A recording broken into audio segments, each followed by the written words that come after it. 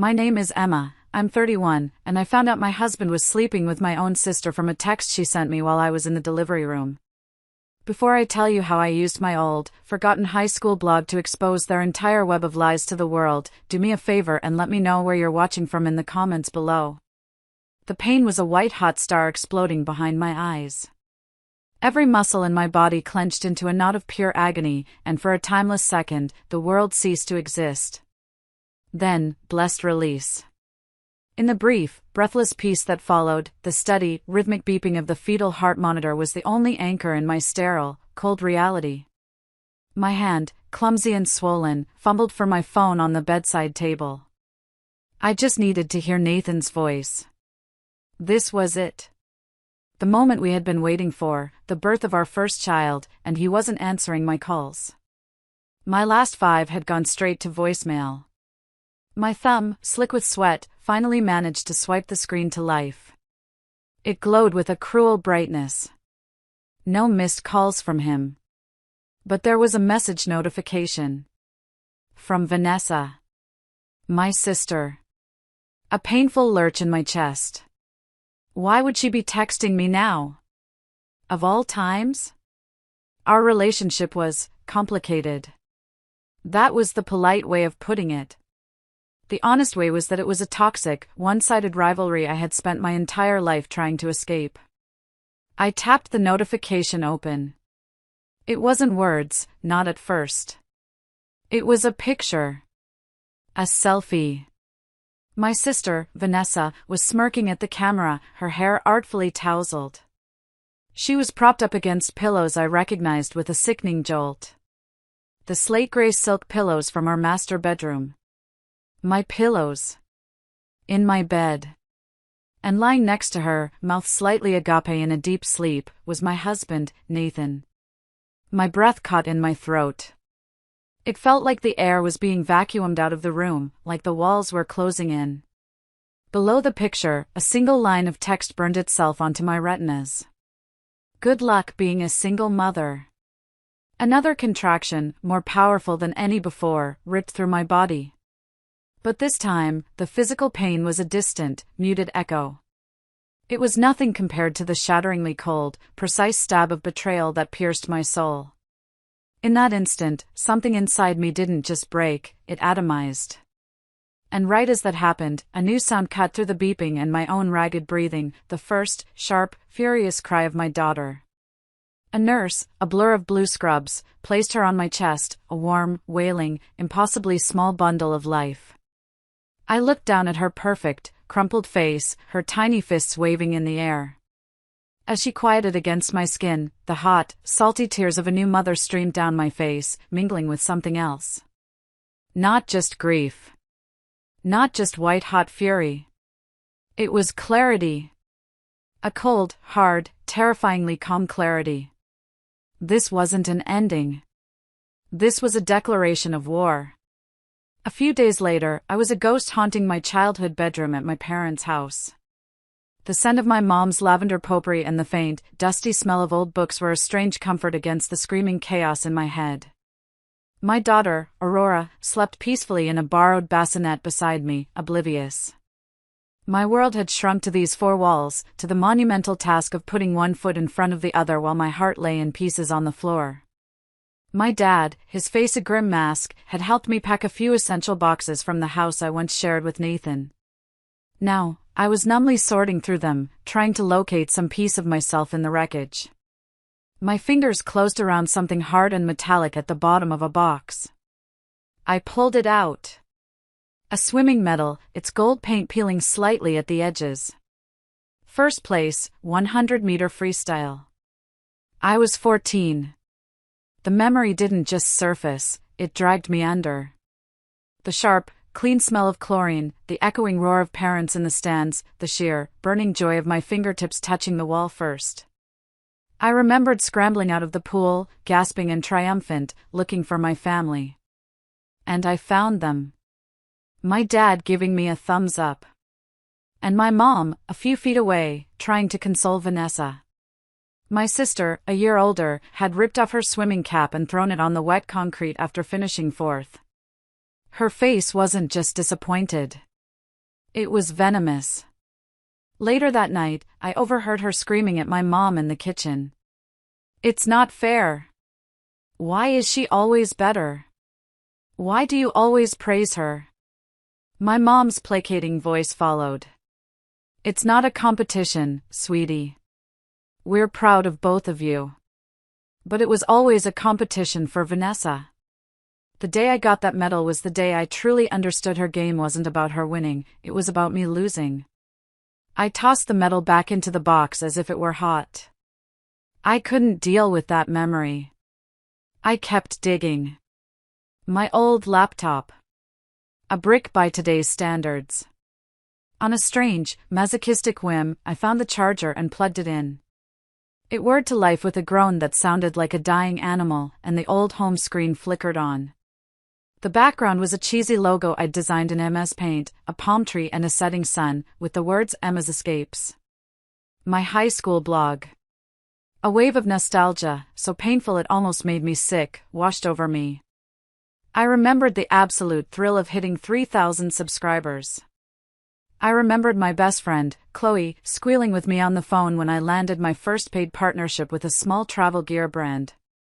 The $50 check felt like $1,000,000. And then, I remembered the gut punch a few weeks later. Chloe had sent me a link with no comment. It was a new blog, Vanessa's Ventures. A clumsy, soulless, almost word-for-word copy of mine. The layout was the same. The topics were the same.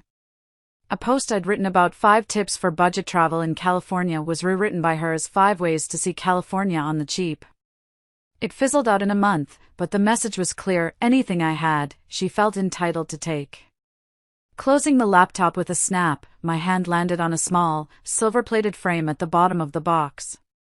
Our wedding picture. Nathan and me. It was a small, rushed ceremony at the city courthouse. Nathan's older brother, Mark, was in the final stages of a brutal fight with cancer, and his last wish was to see Nathan get married. We made it happen in 2 weeks. It was bittersweet and beautiful. I had called Vanessa first, before anyone else. I wanted to explain, to make sure she knew this wasn't a slight to her own upcoming, lavish wedding with her fiancé, Chris. I wanted, for once, for her to be on my side. Her response was a shriek. "Are you kidding me, Emma? You couldn't wait?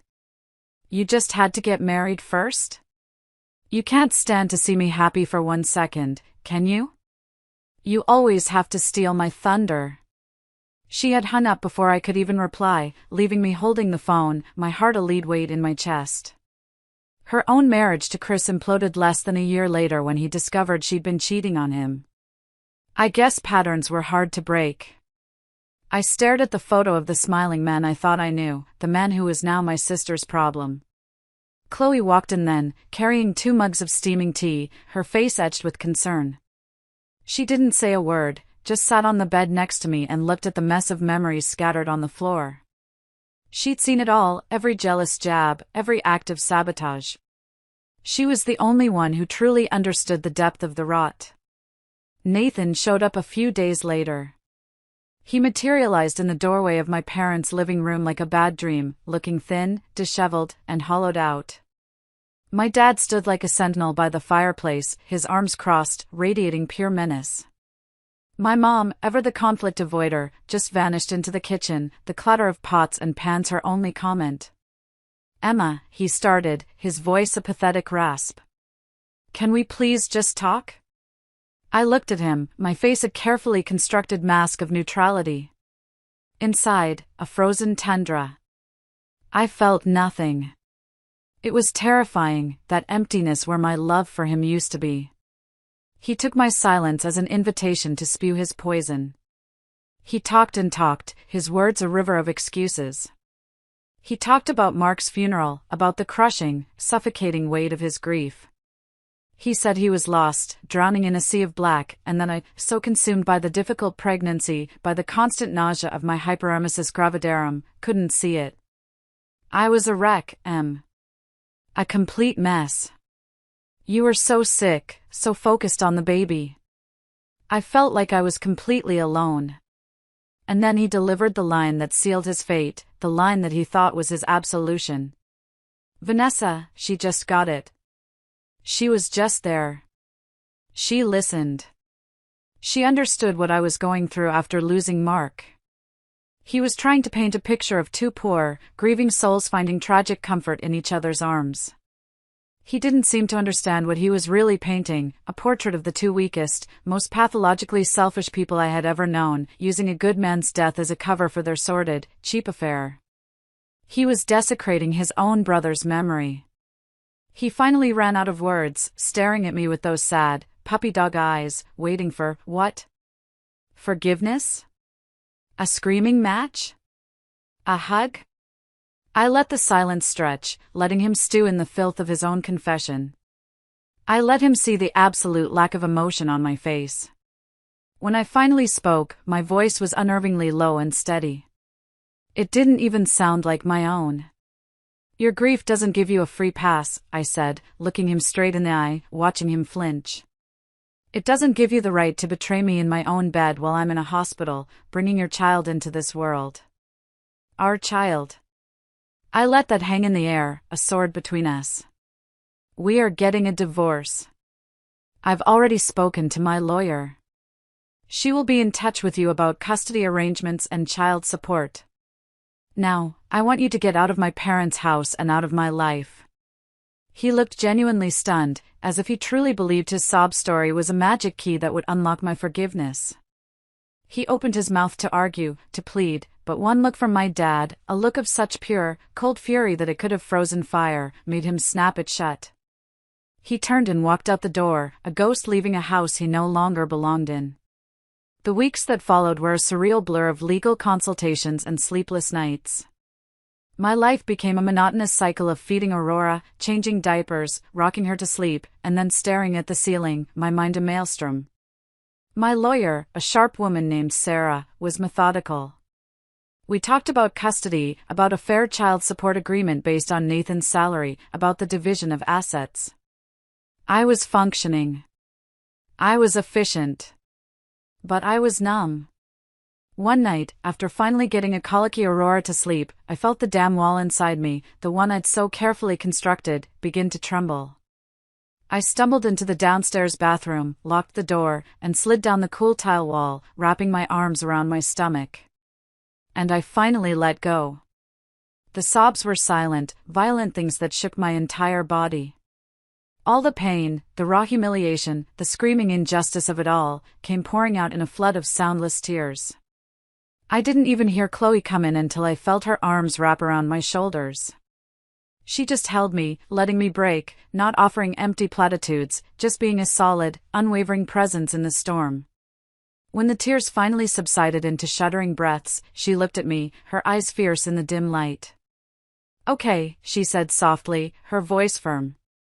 You've grieved. Now it's time to get even. I shook my head, a bitter laugh escaping my lips. How, Chloe? They've taken everything. He has his freedom, and she won. Chloe's gaze drifted to my old laptop, which sat on the hallway table just outside the door. No, they haven't, she said, a new energy in her voice. They wrote their story. The one where they're the tragic, misunderstood victims. Now, you write yours. You have to. Write it for who? My diary? She shook her head, a slow, determined smile spreading across her face. No. For everyone. She pointed at the laptop. You have a weapon they don't. You know how to tell a story. Emma's escapes, that was your voice. And your voice is powerful. You have a built-in audience. You have to use it. A spark, tiny but hot, flickered to life in the frozen cavern of my chest. My voice. They had tried to silence me, to make me a pathetic footnote in their sordid little drama. An idea, terrifying and thrilling all at once, began to take root. I got up, my legs still shaky, and walked to the laptop. I opened it, and on a blank document, I typed a single word at the top of the page, truth. For the next several days, I wrote with a ferocity I didn't know I possessed.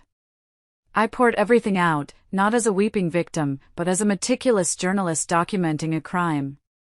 I dug up old emails. I took screenshots of Vanessa's old, hateful messages. I documented the dates and times of Nathan's late nights at the office that now made a horrible kind of sense. I built a timeline of betrayal, a fortress of facts, backed by cold, hard evidence. 8 long months went by. The divorce was finalized in a sterile courtroom. The judge granted me primary custody of Aurora. A portion of Nathan's salary was to be automatically deducted for child support. It was a clean, legal severing. I hadn't heard a single word from Vanessa. The silence was a strange, heavy blanket. I was slowly, painfully, building a new life, a quiet life, centered around my daughter. I was starting to believe I had survived. I was starting to believe the worst was over. I was wrong. My phone rang. An unknown number. My stomach twisted, but I answered, my voice wary. Hello? Emma? My blood ran cold. It was Vanessa. Her voice was thin, reedy, stripped of its usual venomous arrogance. What do you want, Vanessa? I asked, my voice flat. I need to see you, she stammered, her voice thick with fake tears. Please, Em. I have to talk to you. I'm so sorry. For everything. I made a terrible mistake. It's a little late for apologies. No, please, you don't understand, she started to sob for real now. I'm pregnant. 5 months. It's Nathan's. And he wants nothing to do with me. He told me he made a mistake, that he never loved me. He cut me off completely. I'm going to be evicted.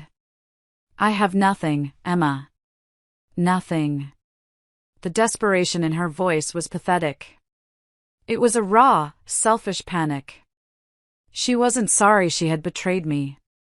She was sorry she had been abandoned. She was sorry she had lost. And she thought, after everything, that I was her lifeline. Then she said the words that lit the final fuse, the words that sealed her fate. I'm on my way to Mom and Dad's right now. I have to. I'm going to explain everything, make them understand what he did to me. She was going to do it again. She was going to twist the story, to paint herself as the poor, pregnant, abandoned victim. To manipulate my parents, the last pillar of support I had, just like she manipulated my husband.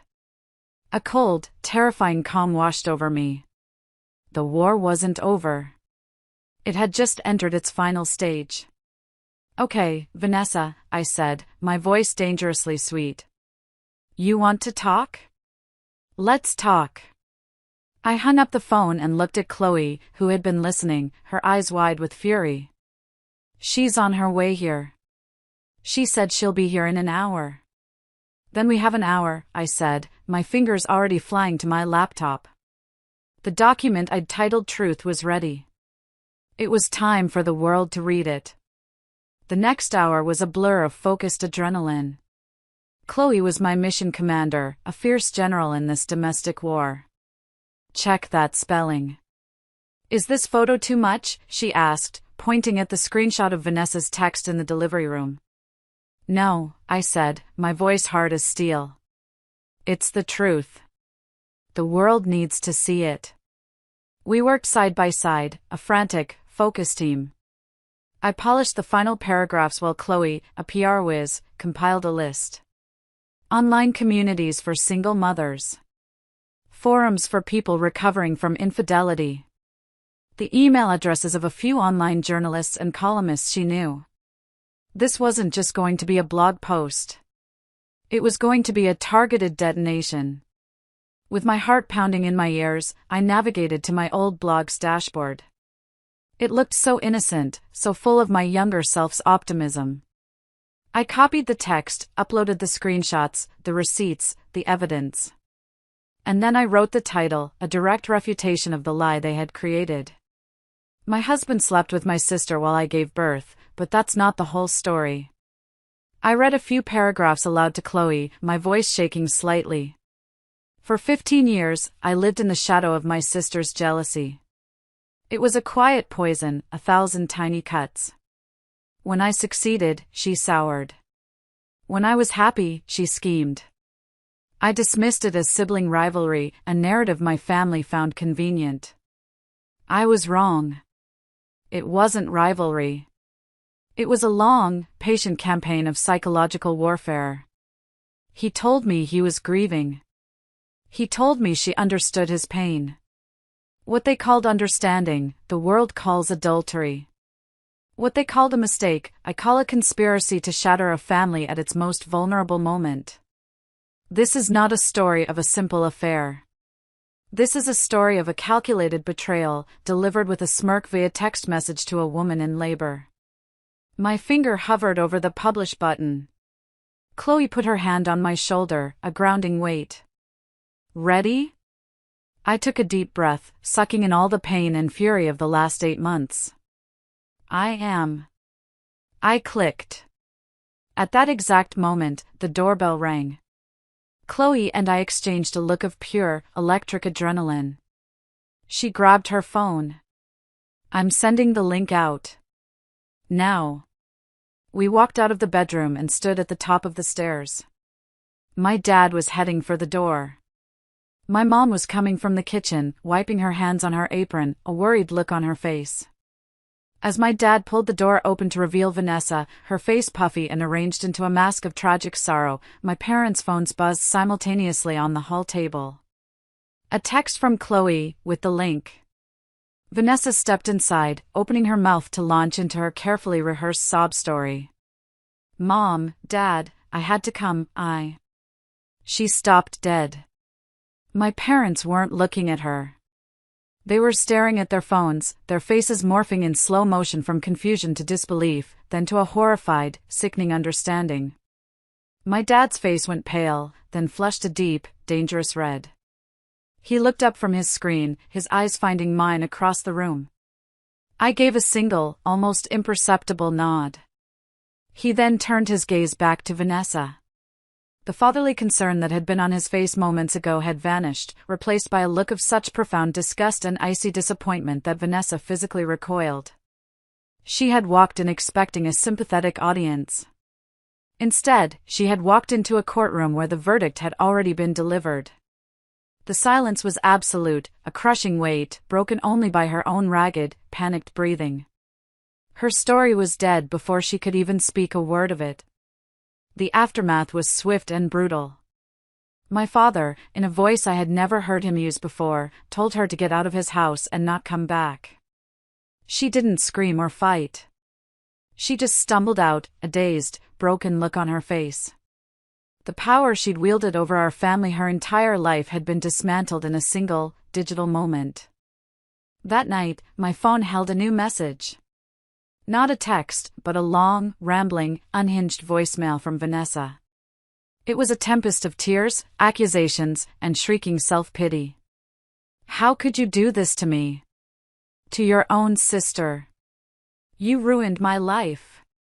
He cut me off. The landlord is evicting me. I have nothing. I'm having his baby, and I have nowhere to go. You did this. You're a monster, Emma. I listened to the entire thing, my face impassive. When her screeching finally ended, I pressed a single button. Delete. I didn't feel anger or pity or satisfaction. I felt quiet. It was just noise from a life that was no longer mine, a frequency I no longer tuned into. The conversation with my mom a few days later was harder. She sat with me in the kitchen, her hands twisting a dish towel. She's still your sister, Emma. She's having a baby. I stopped her right there. I looked at her, my heart aching for her pain, but my own boundaries were now made of steel. No, Mom. She stopped being my sister when she sent that text. She made her choice. Now she has to live with it. My only family now is you, Dad, Chloe, and Aurora. It was the hardest thing I'd ever had to say to her, but it was the truest. The blog post, amplified by Chloe's efforts, went viral in a way I could never have imagined. It was shared, commented on, and then picked up by a few online magazines. My story of private betrayal became a public story of empowerment. I received thousands of messages from women and men who had been through similar hells, telling me I had given them a voice, that I had made them feel less alone. About a year later, Chloe sat me down at my new kitchen table, in my new apartment, a mischievous glint in her eye. "Remember Mr. Harrison? From that little travel brand you worked with in high school?" I nodded vaguely.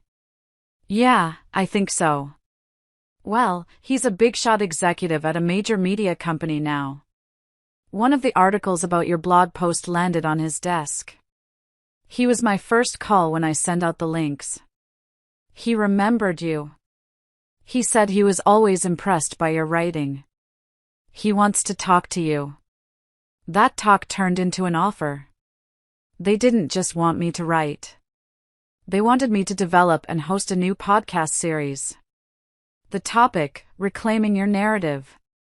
They were offering a real salary, a producer, a studio. They weren't just offering me a job or a promotion in a career I didn't know I had. They were validating my voice. I moved into my own apartment, a bright, airy space with big windows that I filled with plants and books. It was small, but it was ours. It was a sanctuary. Life wasn't a fairy tale. There were hard days. One afternoon in the park, I saw a young family, a mom, a dad, a little girl with blonde pigtails, laughing on a picnic blanket. A sharp, painful pang of jealousy hit me, a ghost of the life I thought I was supposed to have. For a second, it hurt, a deep, resonant ache. But then I looked down at Aurora, who was chasing a bright blue butterfly with a look of pure, unadulterated joy on her face, and the pain subsided, replaced by a fierce, protective love. This was my family. This was my joy. It was different from what I'd planned, but it was real, and it was mine. Which brings me here. To this studio. To this microphone. Preparing for the first episode of my new podcast. It's funny. For years, Vanessa tried to steal my hobbies, my friends, my spotlight. In the end, by trying to steal my husband and my happiness, she inadvertently gave me a new life. She tried to write me out of my own story, so I wrote a better one. They say the truth will set you free.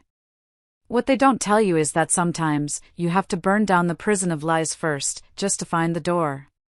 My name is Emma. And this is my story, in my own words. Thank you all so much for listening to my story. It wasn't easy to share, but I believe so strongly in the power of speaking our truth. I have a question for all of you watching. Have you ever had to reclaim your own story from someone who tried to twist it? I'd love to hear your experiences and thoughts in the comments below. If this story resonated with you, please give this video a like and subscribe for more. It really helps the channel grow. Thank you.